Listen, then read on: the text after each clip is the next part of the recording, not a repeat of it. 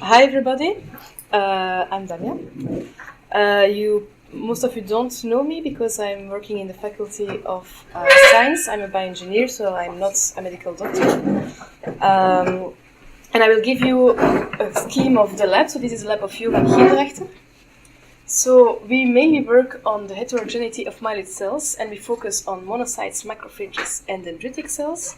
And we look to them in different tissue environments and to their autogeny. So we use these cells as in vivo sensors to track inflammatory responses, and then we can also use these cells as to target diagnosis, so to have a diagnostic tool.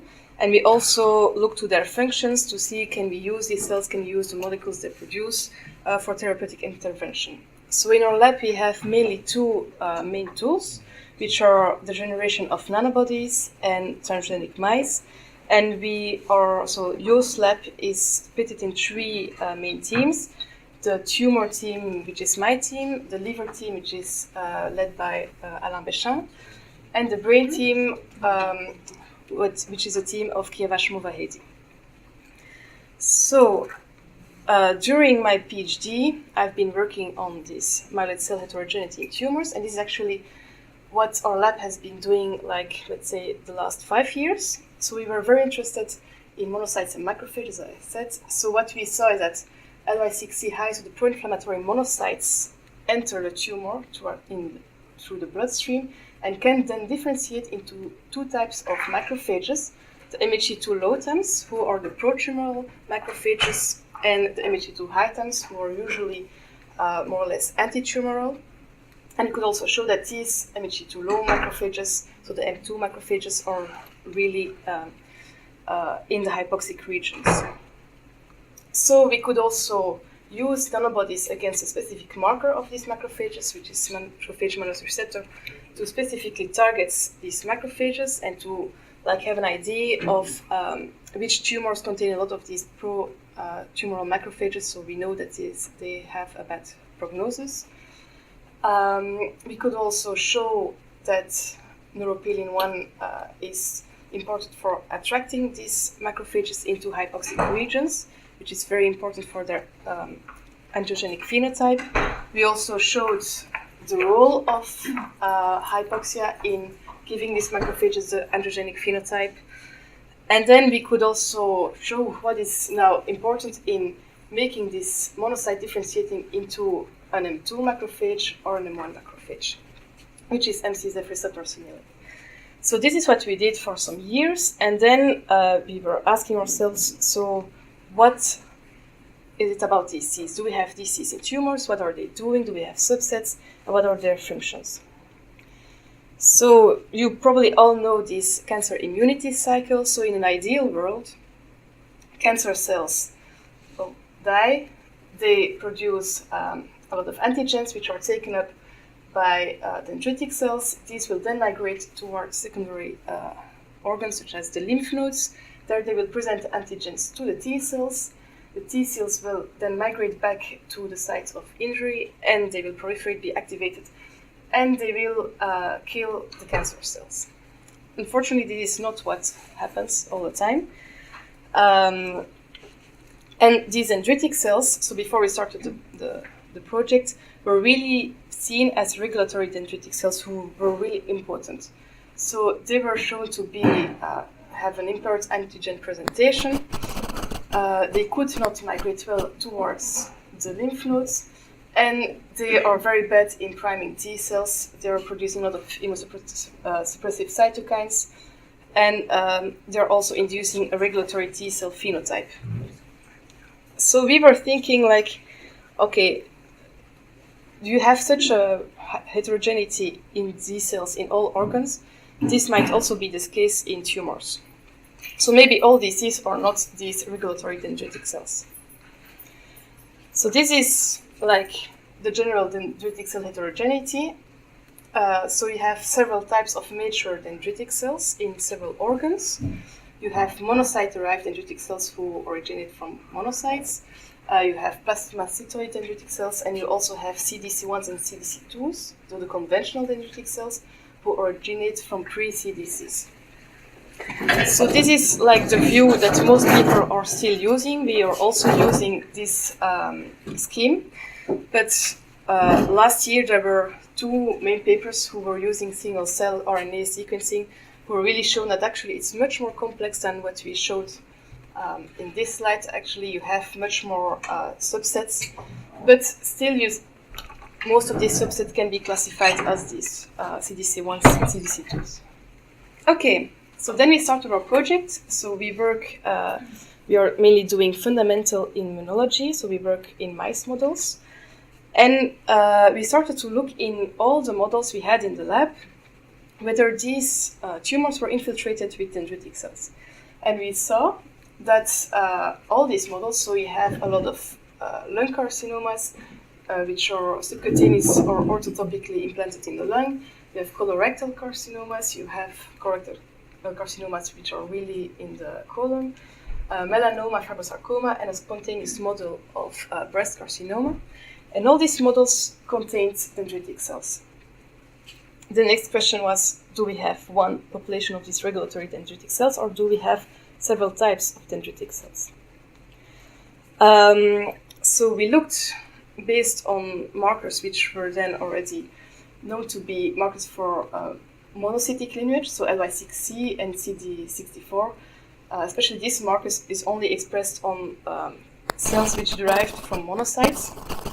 So we define these cells as being monocyte-derived dendritic cells, and we define the other cells based on CD24 or XCR1. So these are not synonyms, it's just that these two markers will give the same response.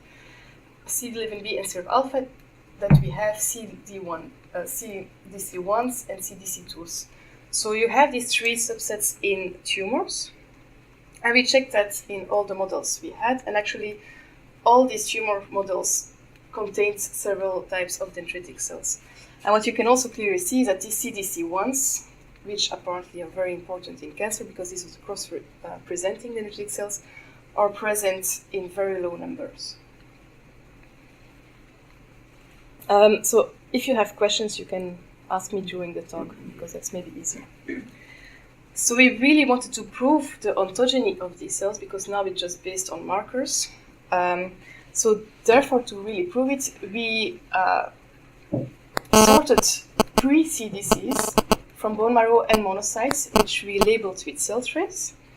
And then we injected these pre-CDCs or monocytes in different mice. So this is the view for a normal tumor. So you have the Mo-DCs here, the CDC1s and the CDC2s. So if you now inject pre-CDCs in mice, you will see that the labeled cells don't fall into this Mo-DC gate, but you only have CDC1s and CDC2. So this really confirms that these cells originate from a pre-CDC and not from a monocyte. And if you now do the opposite experiment, when you transfer monocytes, they will all fall in this Mo-DC gate. So these are really monocyte-derived dendritic cells. This was from mice. Mice is nice, but we wanted also to see whether this was relevant for human. So this is non-small cell lung carcinoma.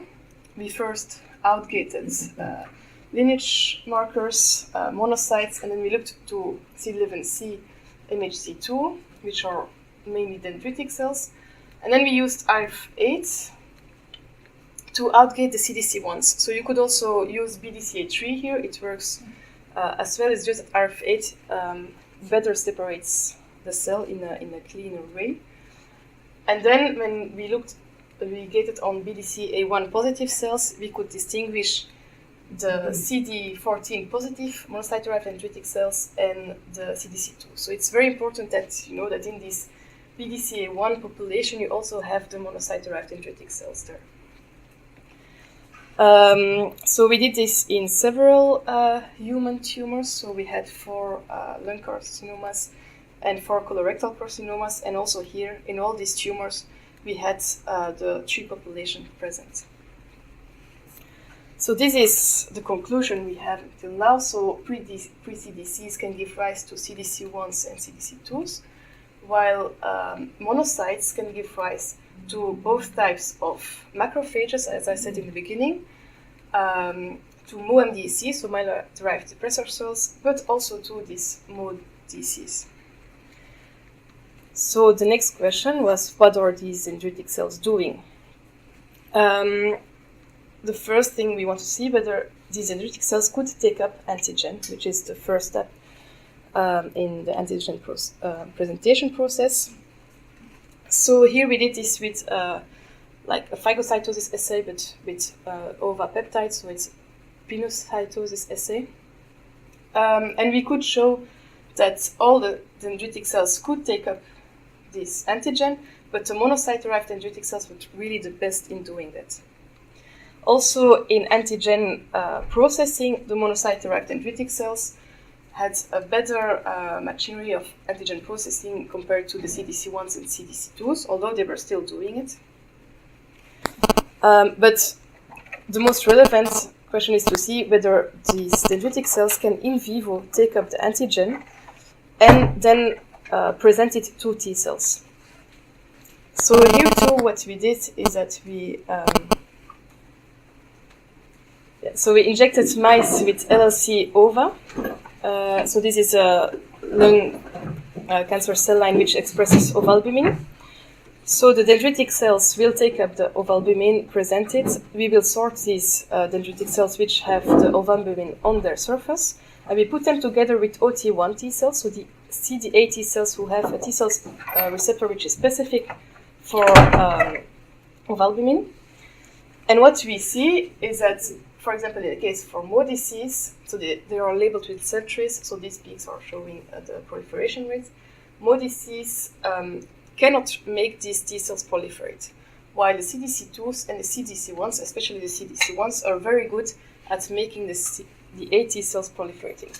So these are really the cross-presenting T cells. And if you do the same assay with OT2 T cells, so meaning that you take CD4 T cells which have a T cell receptor which recognizes specifically the ovalbumin, you see that it's mainly the CDC2s who are proliferating, making the T cells proliferate. So this means that in tumors, both the CDC1s and the CDC2s can really take up antigen, process it, and present it to T cells. So our next question was, you have this CDC2 T cell proliferation here. Which T cells, so these are CD4 T cells, to which cell types are these differentiating? So Tregs, Th1, Th2, Th17. And we first saw that they were producing a lot of this IL-23, which is an inducer of Th17 cells. We checked all transcription factors, and we saw that only Rho gamma T was upregulated. So this is the transcription factor of Th17 cells.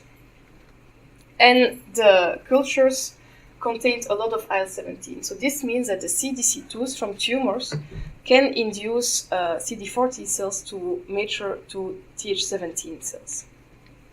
But then, as I showed before, the Mo-DCs, they could really take up well the antigen and processing it, but here apparently they cannot present it. So we were wondering what is happening with these Mo-DCs, and we saw that actually these Mo-DCs are producing a lot of INOS, TNF, and ROS, which resembles then the TIP-DC phenotype. And they also have a lot of IL-10 compared to IL-12. So it means that these Mo-DCs have like a regulatory phenotype. And then we looked to T cell suppression to see whether the Mo-DCs could suppress T cell proliferation. And we saw that when you put high concentration of monocyte derived dendritic cells, T cell proliferation is really suppressed. So these Mo-DCs are actually quite bad because they will suppress the T cell proliferation. And even if you induce T cell proliferation with the CDC2s, as I just showed before, if on these co-cultures you will add on top of them Mo-DCs, this will hamper the T cell proliferation induced by the CDC2s. So these are really quite bad guys. So Mo-DCs produce immunosuppressive factors, they do not induce T cell proliferation, and they even inhibit the stimulatory potential of other dendritic cells. Now, this is also something which is accepted for human monocyte-derived dendritic cells. This is a paper from Yolanda de Vries' lab, where she also showed that these BDCA1 CD4 T positive cells, so the ones that we also defined as being the Mo-DCs, can suppress T cell proliferation. Okay, so we know now that these CDC1s can induce cytotoxic T cell proliferation, so the CD8 T cells. The CDC2s can induce Th17 proliferation, and the Mo-DCs, they can actually suppress the proliferation of the cells that you really need to have a good anti-tumoral immunity. So the next step is to know whether these dendritic cells can also migrate towards lymph nodes. And to do that, we first looked whether they had a good expression of CCR7, which is needed. It's a chemokine receptor which is needed for the migration towards lymph nodes. And as you can see, only the CDC1s and the CDC2s had expressed CCR7, indicating that they potentially migrate towards lymph nodes. But to really prove that we had tumor-derived dendritic cells in the lymph nodes, we sorted the dendritic cells in the lymph nodes. So in the lymph nodes, you have the migratory DCs and the residential DCs, and both populations always contain CDC1s and CDC2s. So we did the same assay as we did for the tumor DCs, and here we saw that the migratory CDC1s could induce proliferation of T cells in the lymph node. So this means that DCs in a tumor can take up the antigen, present it, migrate, and make the T cells in the lymph node proliferate.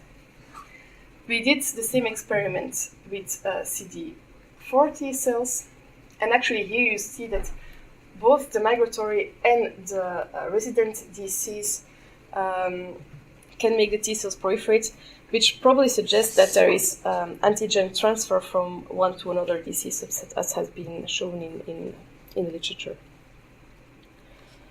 And then we were also wondering, okay, the CDC2s, they can make the T cells of the lymph nodes proliferate towards what phenotype of these T cells being transformed. And we also see here that Rho gamma T is expressed, so meaning that the CDC2s in the lymph nodes are also inducing a Th17 response. So both of these DCs can migrate towards the lymph nodes, while so now we have actually an idea that these DCs are very potent. However, in a tumor they can't do that much because whatever they try to do will be suppressed by these dendritic cells. So we thought that maybe when sorting these cells, we could actually use them as a kind of therapeutic vaccine. So in the first case, we tried a prophylactic vaccination strategy. So what we did is that we had mice, which were here naive. We injected them subcutaneously with dendritic cells, so CDC1s or CDC2s, which were sorted from tumors from other mice. So we vaccinated these mice with dendritic cells 6 weeks and 3 weeks before tumor challenge. Here we give them a tumor, and then we see how the tumor will grow. And this is the result for the tumor models in which we're mainly interested. So this is Lewis lung carcinoma and B16 melanoma. And what we see here is that, so this is a non-vaccinated tumor growth. When you vaccinate these mice with CDC1s, actually not much happens. While when you vaccinate them with CDC2s, you really can reduce tumor growth. So this is a positive control. While in B16-OVA, you have an opposite response, let's say. The CDC2s are doing nothing, while the CDC1s are really the ones who are inducing good response. So this is actually what we were expecting to see, since these CDC1s are really inducing the CD8 T cells, and these are the ones which are supposed to kill the cancer cells. So if we then look to the CTL response, to the amount of CD8 T cells, we also see that in this B16-OVA, where the CDC1 vaccination worked, this response was really because you had an increased amount of CD8 T cells. So what is happening is this model, why don't you have there a CD8 response, and what is the CDC2 vaccination doing? So what we also saw is that actually the main difference between these two models is that LLC-OVA is highly infiltrated by immunosuppressive myeloid cells. So it contains a lot of these bad M2 times, the androgenic times, and also a lot of NDSC, so neutrophils, which are also anti-tumoral. So even if you would have a CTL response here, it would immediately be suppressed by the myeloid compartment.